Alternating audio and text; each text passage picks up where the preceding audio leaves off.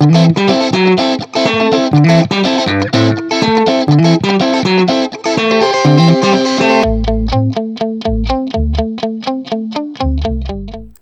Everyone, welcome to our channel. तर hope so मी जी लास्ट टाईम व्हिडिओ टाकली होती काश्मीर ब्लॉग पार्ट 1, ज्याच्यामध्ये मी श्रीनगर, मुघल गार्डन, दल सरोवर आणि बरंच काही त्या व्हिडिओमध्ये सांगितलं होतं. तर आणि त्या व्हिडिओवर मला खूप जास्त म्हणजे कमेंट असतील किंवा पर्सनलीसुद्धा कमेंट आलेले आहेत. खूप छान ब्लॉग आहे, खूप छान इन्फॉर्मेशन त्यातून मिळाली. तर थँक्यू सो मच त्या सगळ्यांना. आणि ज्यांनी नसेल तो ब्लॉग पाहिला तर प्लीज तुम्ही माझ्या चॅनलवर जाऊन तो व्लॉग पाहू शकता. आणि हा सेकंड पार्ट आहे जे आता व्हिडिओ तुम्ही बघताय. तर आत्ता आपण एक्सप्लोअर करणार आहोत सोनमर्ग. तर थोडक्यात जाणून घेऊया सोनमर्ग विषयी या व्हिडिओमध्ये. जम्मू काश्मीर राज्याच्या गंदेलबाल जिल्ह्यातील एक प्रसिद्ध थंड हवेचं ठिकाण म्हणजेच सोनमर्ग. कुरणे, फुलांनी आच्छादलेली शेते, हिमनद्या, बर्फाने वेढलेली पर्वत शिखरे, पाईन वृक्षाची जंगले, धबधबे तसेच अनेक सरोवर, यामुळे सोनमर्ग हे निसर्ग सुंदर असं बनलेलं आहे. आम्ही निघालोय श्रीनगरवरून सोनमर्गला जायला आणि सोनमर्ग हे श्रीनगरपासून 105 किलोमीटरवर आहे. म्हणजे आम्हाला पोचायला साधारणतः 2.5 ते 3 तास लागणार होते. सो आम्ही जातानाच मध्ये थोडा वेळ थांबून चहा वगैरे घेऊन नंतर पुढच्या प्रवासाला सुरुवात केली. आणि जिथे थांबलो होतो ती प्लेस खूपच छान आणि मस्त होती.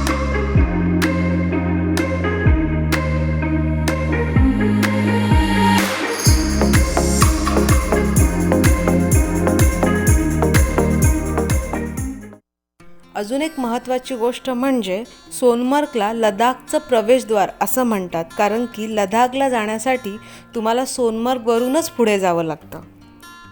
त्याचबरोबर सोनमर्गला मेडो ऑफ गोल्ड असं देखील म्हणतात, कारण की बर्फाने वेढलेली पर्वत शिखरे त्यावर जेव्हा सूर्यकिरणे पडतात आणि त्याचं रिफ्लेक्शन होतं तेव्हा सोनमर्गचा परिसर अतिशय झगमगीत होऊन जातो.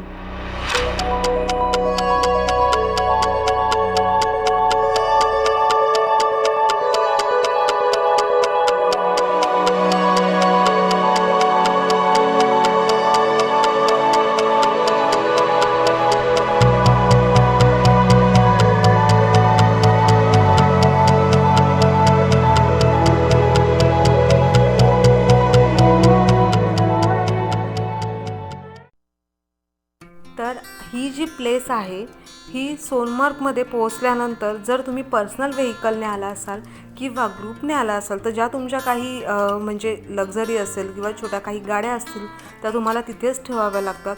आणि पुढचा प्रवास तुम्हाला घोड्याच्या साहाय्याने करावा लागतो. म्हणजेच तिथून तुम्हाला ते रेट असतात त्यांचे आणि त्याच्याप्रमाणे घोड्याचा रेट जो काय असेल तो डिसाईड करून बार्गेनिंग करून नंतरच तुम्ही पुढे जाऊ शकता.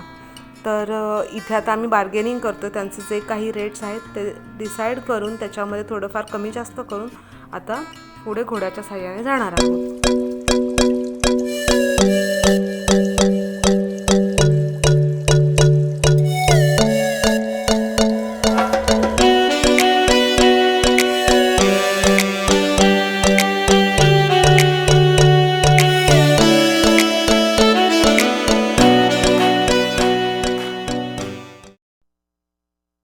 तर आत्ता आम्ही निघालो आहे पुढच्या प्रवासाला. खूप सारे पॉईंट्स आम्हाला इकडे कवर करायचे आहेत. एक महत्त्वाची गोष्ट तुमच्याबरोबर शेअर करायची आहे, ती म्हणजे जेव्हा पण तुम्ही सोनमर्गला व्हिजिट कराल बी अलर्ट, कारण की सगळ्यात जास्त इथे पर्यटकांना मिसगाईड केलं जातं. खूप जास्ती चार्जेस घेतले जातात त्यांच्याकडून.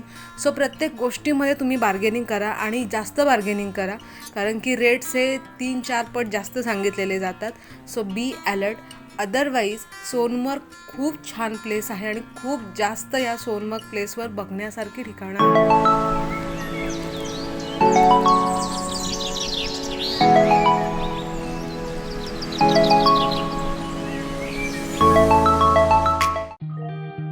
सोनमर्ग हे ग्लेशियरसाठी खूप जास्त प्रसिद्ध आहे आणि सोनमर्गमधली महत्त्वाची आणि जगप्रसिद्ध असलेली ग्लेशियर्स म्हणजे ताजिस्वाज ग्लेशियर्स, तसं सोनमर्गमध्ये खूप साऱ्या मूवीचं शूटिंगसुद्धा झालेलं आहे.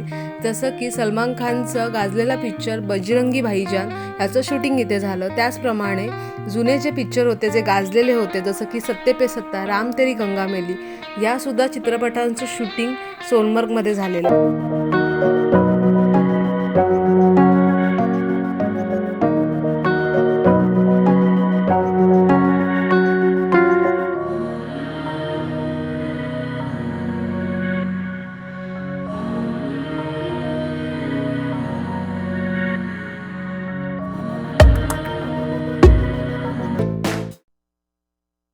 तर आम्ही सोनमर्गला गेलो होतो साधारणतः मे जूनच्या दरम्यान.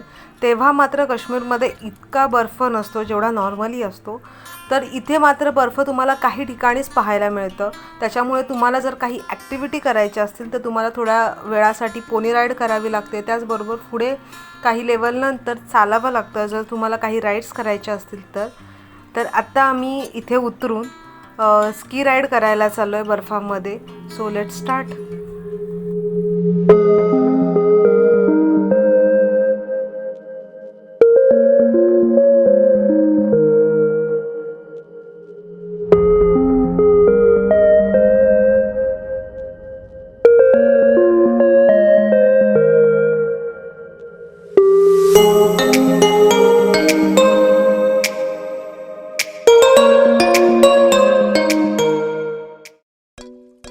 सोनमर्गबद्दल अजून एक महत्त्वाची गोष्ट म्हणजे येथून अमरनाथ अगदी 1 तासावरच आहे.